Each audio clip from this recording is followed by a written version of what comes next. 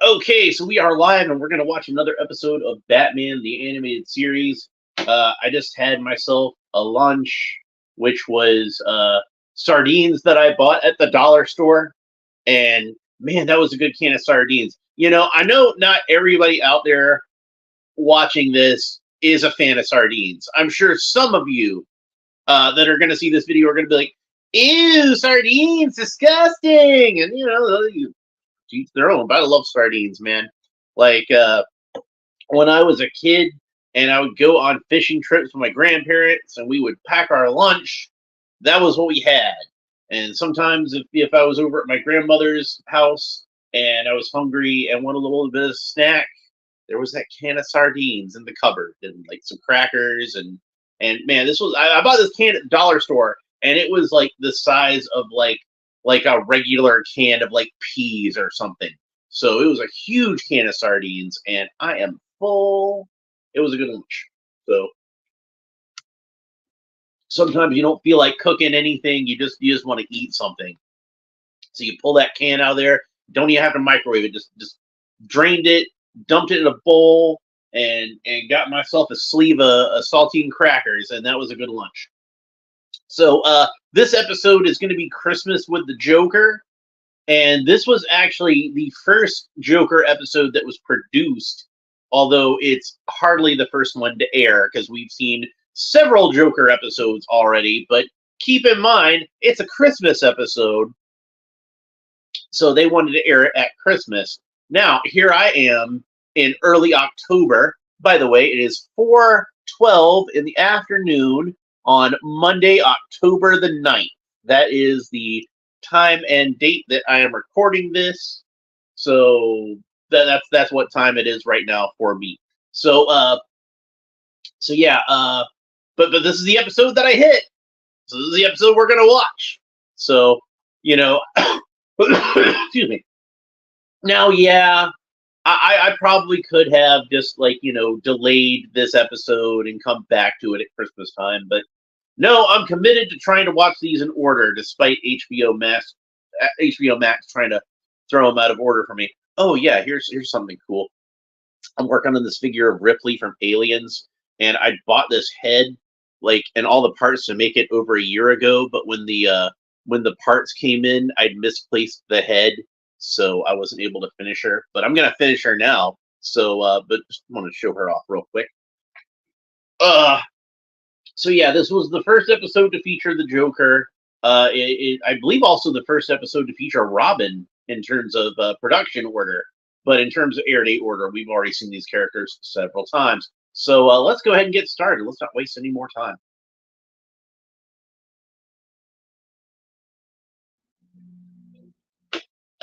So yeah, I believe this also would have been one of those early episodes that Tim Curry would have initially recorded the voice of the Joker for, but he was replaced by Mark Hamill. Now, Tim Curry is a talented actor, an extremely talented actor. I'm a huge fan of Tim Curry. And to me, Tim Curry as the Joker on paper, that's something that should have worked. And I don't know why it didn't work. I don't know what the miscommunication was as far as that goes. But Tim Curry just didn't work as the Joker. So they wound up having to recast him, and they got Mark Hamill to do it. Now, I don't think there was any hard feelings either way because, Tim Curry would come back and do other voices for the DC animated projects later on. I remember specifically he was Glorious Godfrey in Justice League Unlimited. No, wait, he was Glorious Godfrey in not Justice League Unlimited. It was Young Justice. I'm sorry. Forgive my. Directed by Kent Butterworth. Not a name I'm too familiar with. Let's see if he directed any other episodes in the future. But I do really like this one. Got a bunch of generic inmates and the Joker himself.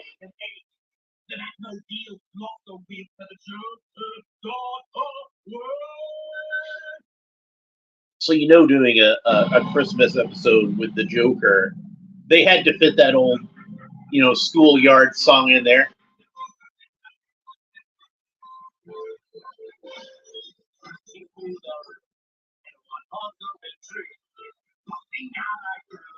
Laughing all the way.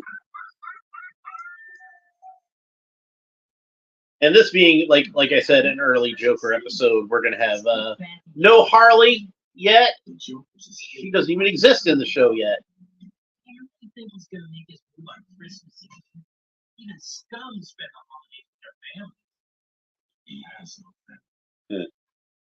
Okay, I'll make a deal. If we go out on patrol and Gotham is quiet, no sign of the Joker, we come back here, have Christmas dinner, and watch It's a Wonderful Life. Love this line. You know, I've never seen that. I could never get past the title.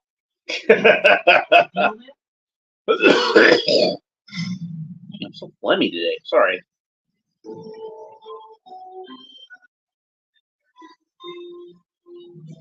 Yeah, I just need to start shotgunning some cough syrup before I shoot a video or something. Wayne Manor looks cool in the snowfall, doesn't it? Saxophone playing.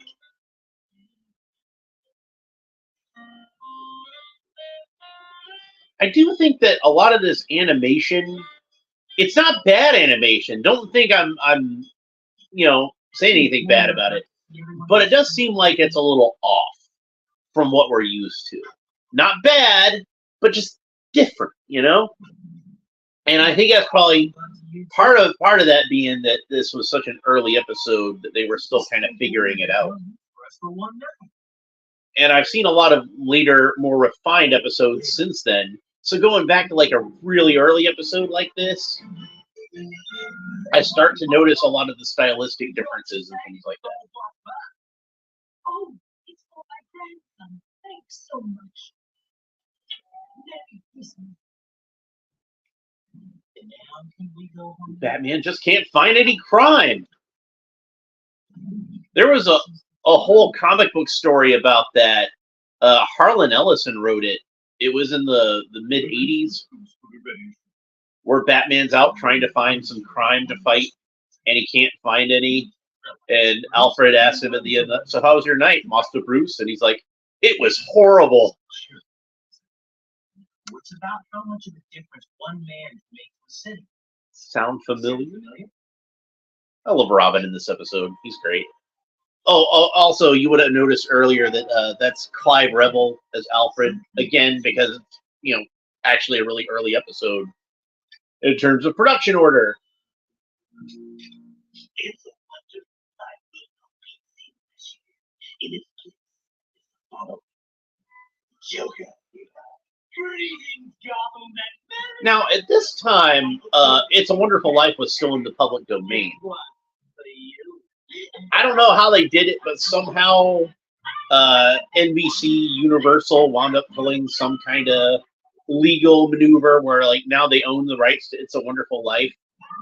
I'm not like a copyright lawyer, so I couldn't tell you how they managed to finagle that. So Santa's got like a severed arm on that float. Did you notice that? Getting crap past the radar.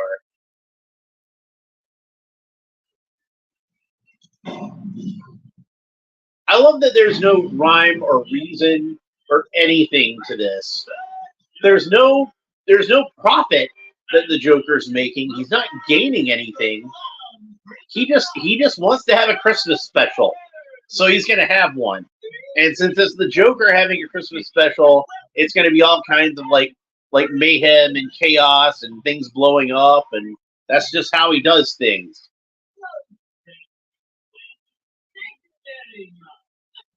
He's got his cardigan on, and I love his Christmas outfit. Christmas cheer. I love that. I've accessed Gotham's electrical maintenance. I'm zeroing in on power surges to pinpoint the location of Joker's broadcast signal. That's it. I don't know. Seems too easy. It's never easy, Joker. Oh, that seems quiet. A little too quiet. It's Raph. A little too Raph. Rumor.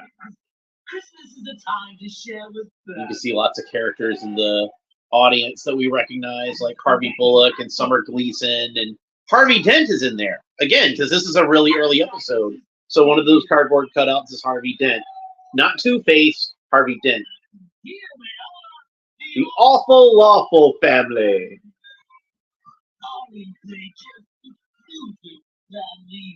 It's funny how he's got him gagged with the candy canes. You would think they could. He never easy with the Joker. You would think they could just spit them out, but maybe he's got like some kind of adhesive on the canes, so it sticks to their mouth and tongues and everything until he yanks them out. Ugh.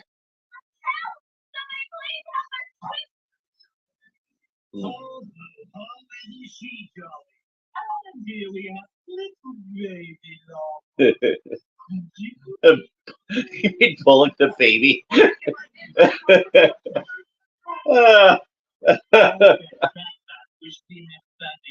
like mine. Personally, I think relatives are a bore, so Batman can have them. If he can find them by midnight. Otherwise.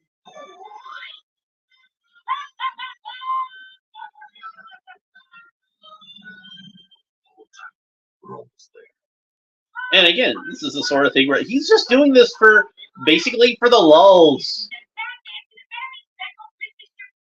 Wow, I didn't know Jennifer Lopez was going to be on this episode. I'm just that kind of guy. It's an exact replica of Gotham City.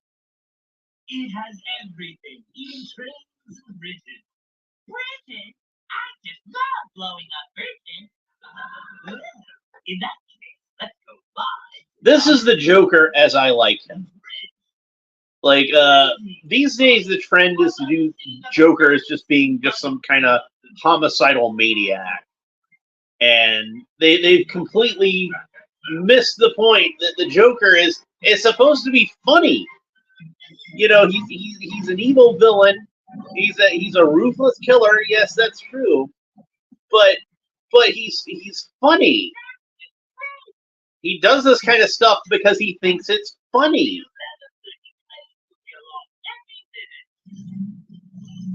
Modern comic book writers want to have him do things like just to be edgy, like, ooh, he cut off his face and he's wearing his face as a mask, and I'm like, it's not Leatherface, man. He's not a freaking Cenobite. Like, why do you guys not understand the simplest thing about the Joker?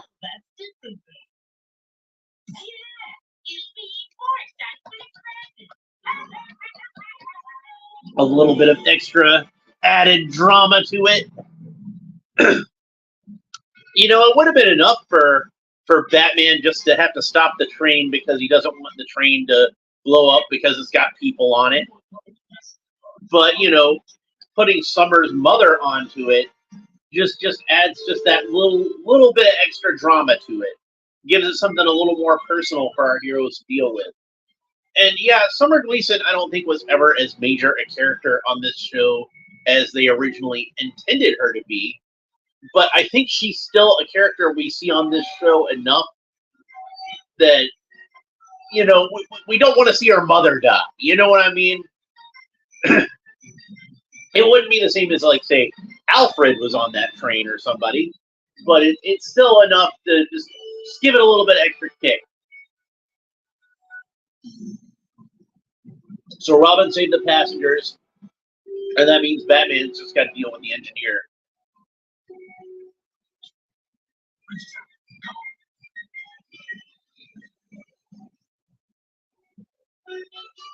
And they managed to jump free at the exact last second.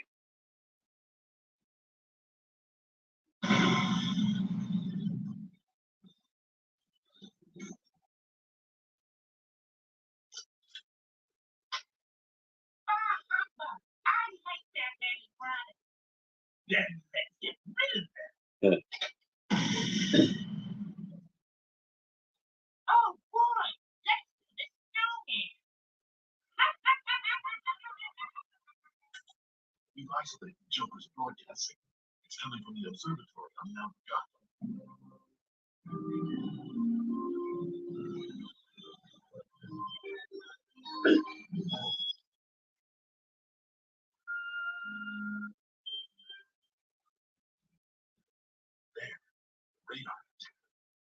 What's that?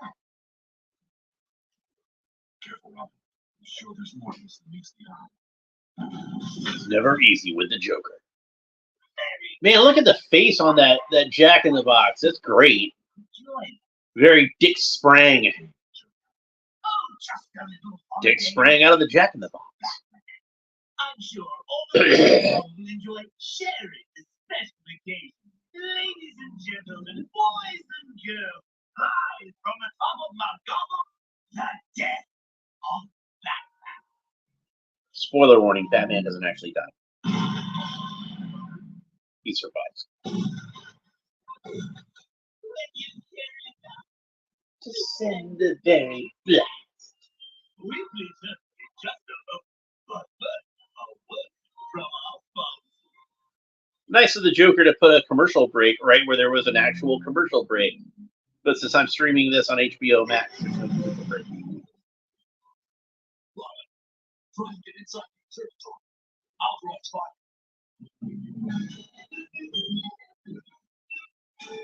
Well, yeah, you want to kill Batman before you kill Robin. Robin's just the sidekick. Looks like you're experiencing technical difficulty. Wisdom on the air. Our challenge seems to be out of control. Gotham City could be in serious danger.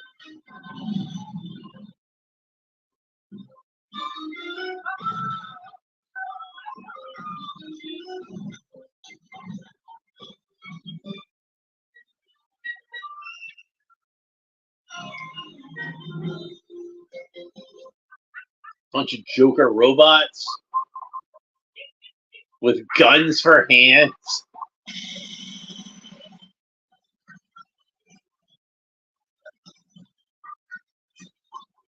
And that's like the only time we see the Joker in his actual like traditional suit in this episode, since he's wearing his Christmas outfit for most of it.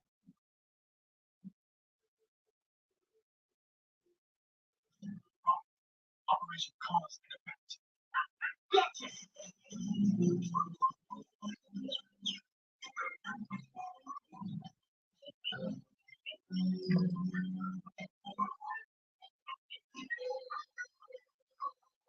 A bat bomb.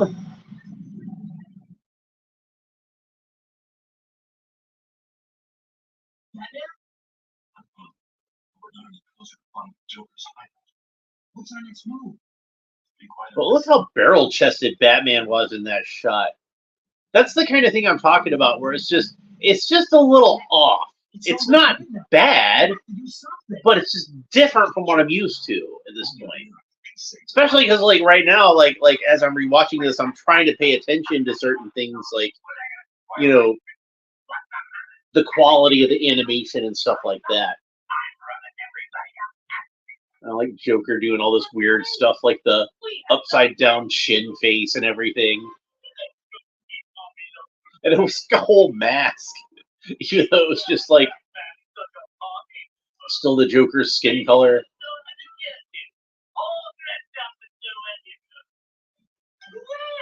I wonder what Mommy Lawful is getting for Christmas.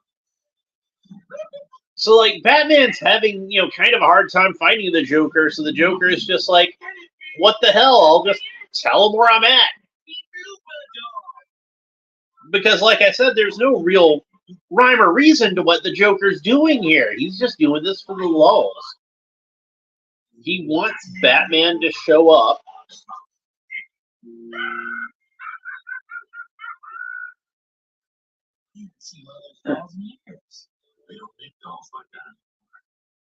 In a weird sort of way, do you think that maybe, like, the Joker, who, as Batman said, doesn't have a family, maybe Batman and Robin are the closest thing the Joker has to a family, and he just wants to spend Christmas with them? So the LAFCO background, this was something that showed up a lot on merchandise when they would have backgrounds. And you can see why, because it was a really cool design. Batman and Robin leaping into action. Great shadow on the wall there. That's really cool. And then we're going to have our big action climax for the episode. This is just so joyful.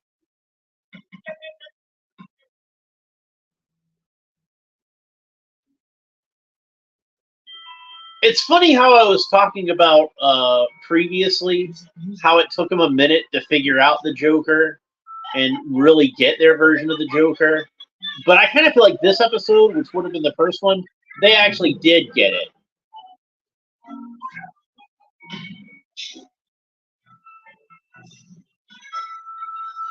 I like the incorporation of the Batman theme into the Nutcracker suite. Works really well. But yeah, it wouldn't surprise me if like maybe the next couple of Joker episodes they did, like Last Laugh, that they were just kind of like, we need to get back to what it was that worked about Christmas with the Joker. I really think it was when Paul Dini came in. Paul Dini was the guy that really gets the Joker. I think Paul Dini probably writes the character of the Joker better than anybody.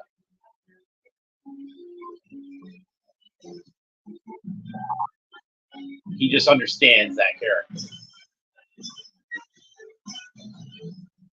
And like I say, most people these days, most comic book writers that try to write the Joker, they do too much of that grimdark kind of stuff.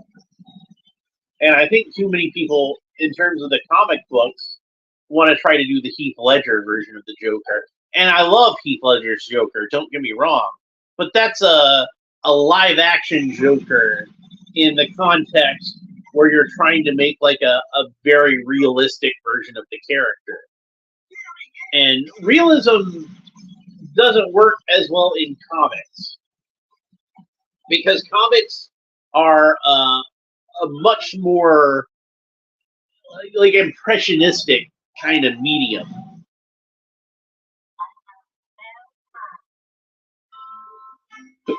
Comics are supposed to be bigger and larger and over the top. Larger than life. Here it is. This is the Joker's endgame. This is everything he's been building towards. This entire plot. This is why.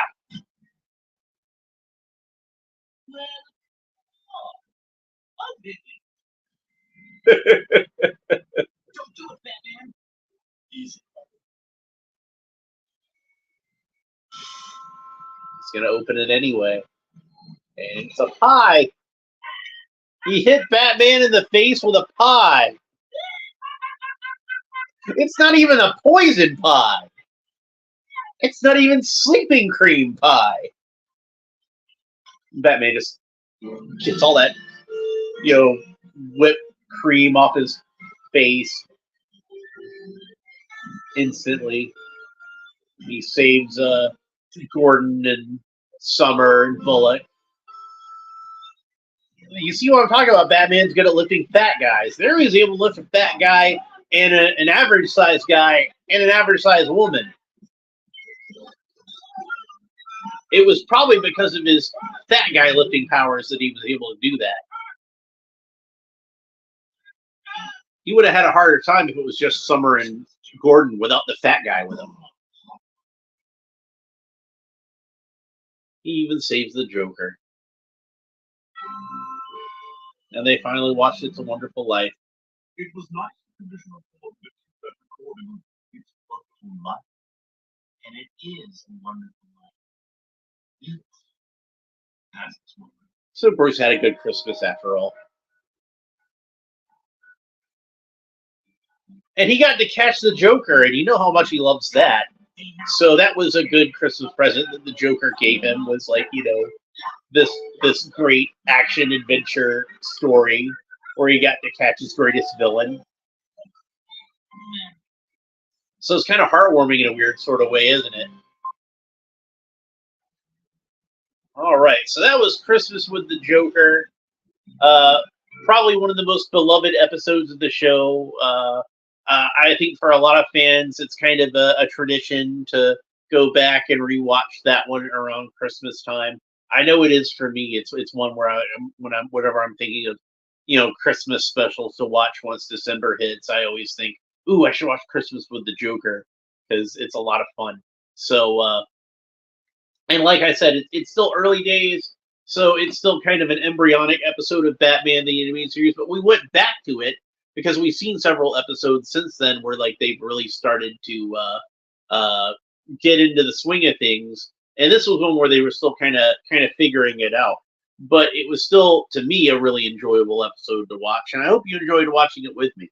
So let's see. We got Kevin Conroy as Batman, Robert Costanzo as Detective Bullock, Bob Hastings as Commissioner Gordon, Clive Revel as Alfred, Mark Hamill as the Joker, Mary Devon as Summer Gleason, and Lauren Lester as Robin. So the usual suspects. We didn't really have anybody as like a particularly unusual guest star here, unless you count Clive Revel in his in the early days where he played Alfred. So he was a good Alfred. I think he would have been fine if he continued on with the show.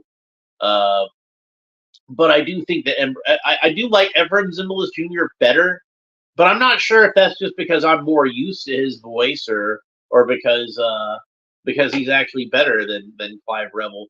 I don't know what happened to Clive Revel. Actually, he might have passed away, and that might be when they had to recast him, or he might have just got busy with other stuff. But he does fine as Alfred. I like him as Alfred. So anyway, our next episode will be, drumroll, Heart of Steel. Heart of Steel, which will have a lot of Barbara Gordon on it and a lot of sci-fi references and Easter eggs. Carl Rossum, owner of Cybertron Labs, has been replacing important authority figures with robot lookalikes. That's what the summary says. Rossum itself is a sci-fi reference, but I'll talk more about that tomorrow when I actually watch the episode. So I think we'll do the thing where we watch both episodes tomorrow. We'll watch the whole 2-part episode. So, but I'm looking forward to it because everybody knows I'm a huge fan of Batgirl. She's like one of my favorite characters of all time. I like her almost as much as I like Batman himself. I might even like her a little bit more than Batman himself. Well, at least in certain ways. You know what I mean. So yeah, I'm really excited about that. She doesn't actually appear as Batgirl on this episode, but it is an episode that kind of hints towards her eventual becoming of Batgirl. So that's good. So anyway, that's pretty much it for this episode. If you want to make sure that you catch that episode and future episodes, make sure that you like and subscribe and all the fun YouTube stuff down below. Hit the little bell if you want to know anytime that I'm going live. That's going to warn you anytime that I go live. So that's something to see. I'm about to do another action figure unboxing. That's going to be what's coming up next because I've got this Superman figure, so I'm going to be doing that in just a few minutes.